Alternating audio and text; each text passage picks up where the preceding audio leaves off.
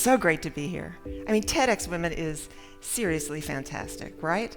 But long before TEDxWomen, there are amazing women speakers. In fact, history is full of women who've stepped up and spoken out and used their voices. But the thing is, you wouldn't know it from the history books. I've been a speechwriter, and I'm a speech coach, and also I coach students for high school debate and judge high school debate. And about a year ago, a coach came to me and said, "Donna, can you give me 5 great speeches by American women so I can share them with my students?" I said, "Of course." So then I went to look, and I looked, and I looked, and I looked. And I'll tell you what I found, which was but I didn't find not many speeches by women.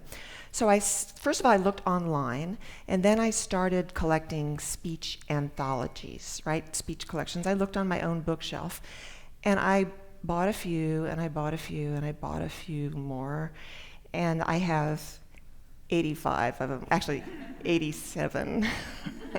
These are books with names like Best Speeches in History, and speeches that changed the world, and great speeches through the ages.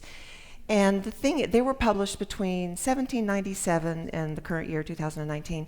And the thing is, there are not many speeches by women, either no or not many speeches by women. So I wanted to know, where are all the speeches by women? I started to do some research, right? Because women speakers have been active in history. They've been speaking, but the history doesn't reflect it. You know how when you're in grade school and you're choosing people for team sports, and somehow it's always the same 5 players that get chosen again and again and again, right? And you think there are other really great players, but for some reason, we never get to see them in the game. It's great talent, but they're not on the field. I feel the same way about women's speeches. They've been speaking out, for centuries, and there are thousands of women's speeches that we should know about. But what the history books do is they only include the same handful of speeches. It's really infuriating. Like, for example, they'll have Elizabeth Cady Stanton and Susan B. Anthony, obviously, maybe Margaret Thatcher, obviously Elizabeth I to her troops at Tillsbury, Eleanor Roosevelt and the Universal Declaration of Human Rights. But they're all great speeches, all great women, but there are more women in the game. So when I was buying all of these books, I also happened to buy this little gem. It's called the White House Handbook of Oratory, and it has speeches, all by men, no surprise, but it also has rhetorical poses to show you how you should stand so that you can project the right image and authority.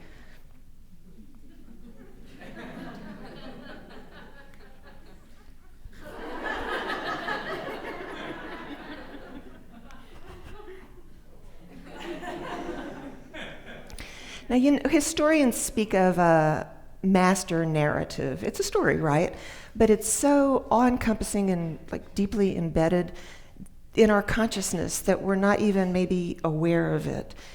And it may be wrong, it may be totally wrong, but it's still the story that we live with. And I believe that story is that a great speaker is a man, and a powerful voice is masculine or manly.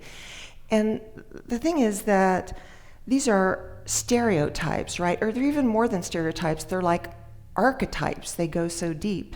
But we women, all of we women here tonight, we need those archetypes too. Where are our archetypes? Because we need women's shoulders to stand on. We need examples that we can follow. We need role models. So I want to show you some of the women, the examples that I've discovered of powerful women speakers who are our role models. Sarah Parker Remond. She was a Black American who was very well educated, and she gave her first public speech at age 16 on anti-slavery. She was in Massachusetts, which obviously shows she was a free person. And she was such an eloquent speaker and so made such an impression that they sent her on a mission to England to give lectures, abolition lectures. And in 1859, she went to the city of Manchester in the north of England. Now, Manchester was a very wealthy city. It was a center of finance and capital, and there was great wealth on display. But a lot of the wealth came, and actually one of the main industries was cotton.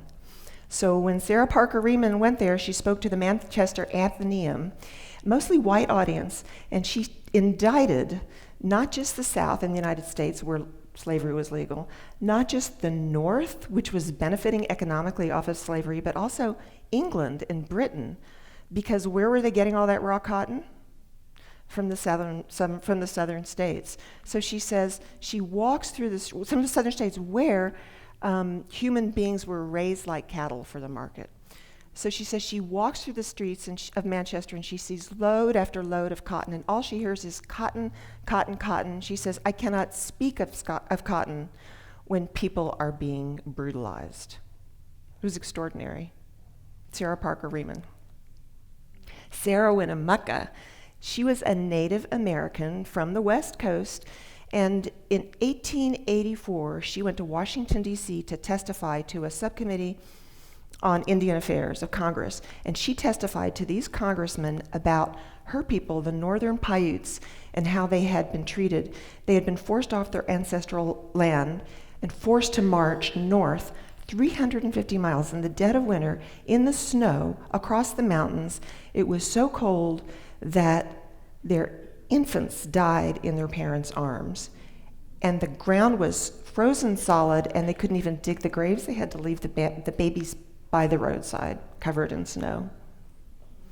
Her testimony is not just it's heartbreaking, but it also is so indicative of our treatment of Native Americans. It's a testament, really, to the way we treated them, and it should be in every history and social studies book in our country. Helen Hamilton Gardiner. So in the 1870s and the 1880s, it was widely believed that women were not as intelligent as men because their skulls were smaller. This was based on the pseudoscience of craniometry, where they would measure your skulls, like phrenology, right? And therefore, women were prone to being more emotional, less rational. Probably it was assumed there couldn't be any women geniuses, right? So therefore, Helen Hamilton Gardiner didn't believe this for a minute. She teamed up with the best neurologists, the best medical scientists, and she did all the research.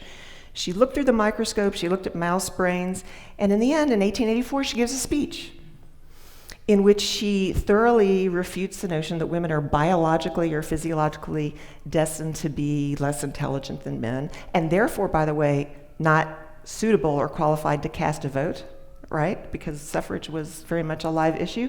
She called her speech Sex in Brain, right? And when she died, what did Helen Hamilton Gardiner do? She donated her brain to science. It's in Providence. It was weighed and measured. Jeannette Rankin, another great woman from the West. She was from the state of Montana, and she was an advocate for the women's vote at the state level and the first woman to speak to the Montana legislature in 1911. And then the people of Montana rewarded her by sending her back to Congress, to Washington, D.C., to be the first female congresswoman. And Jeannette Rankin introduced the legislation that was an amendment to the United States Constitution that really launched the first congressional discussion about women's vote, right? And her legislation eventually became the 19th Amendment, which gave the women the vote 100 years ago. So thank you, Jeannette Rankin.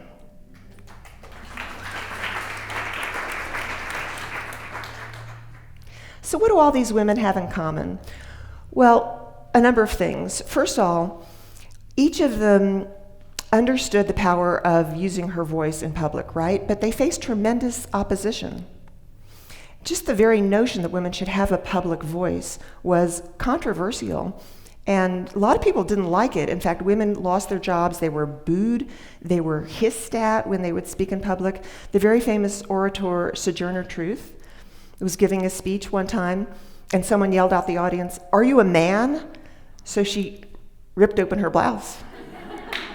I won't demonstrate, but she did that so she showed him, right? The other thing they have in common, or another thing they have in common, is that all of them were forgotten, really.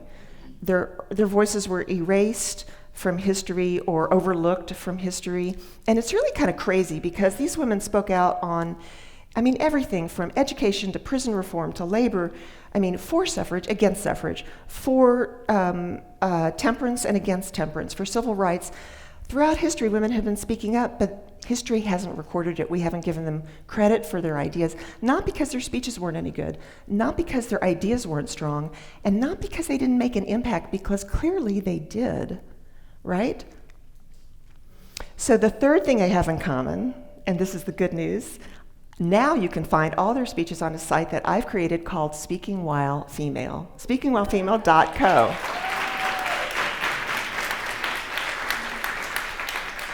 It is a celebration of women's speech. It's a corrective to the historical record, and it's also an inspiration for women really all around the world. I think from Boston to Bangladesh, so that any woman or any girl can go online and see what a powerful woman looks like and read her words and hear her. I've got speeches, the transcripts, I have audio, I have video, and in some cases I even have the handwriting, the manuscript, so you can see what a woman's handwriting looked like.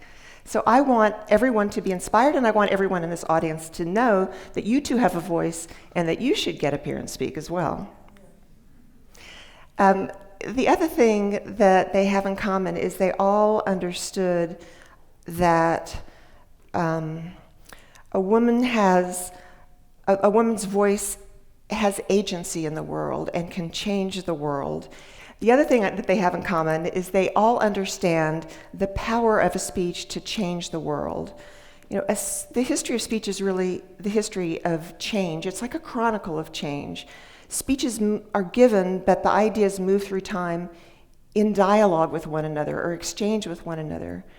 And when women's voices aren't in the mix, when they're not in the game, we don't understand women as agents of change. We don't understand that women have been involved in the change that has given us the progress and made the world that we know it today.